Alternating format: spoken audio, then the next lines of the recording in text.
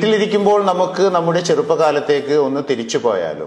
1950 മുതൽ 80-കൾ വരെ ജനിച്ചവർക്ക് ഇത് മനസ്സിലാകും. നാം പിന്നിട്ട വഴികൾ, നമ്മുടെ കൊച്ചു കേരളം എത്ര മനോഹരമായിരുന്നു. യഥാർത്ഥത്തിൽ അന്നായിരുന്നു ദൈവത്തിന്റെ സ്വന്തം നാട്. തെങ്ങുകൾക്കെല്ലാം തടമെടുത്ത് വളം ചെയ്യുമായിരുന്നു വർഷാവർഷം.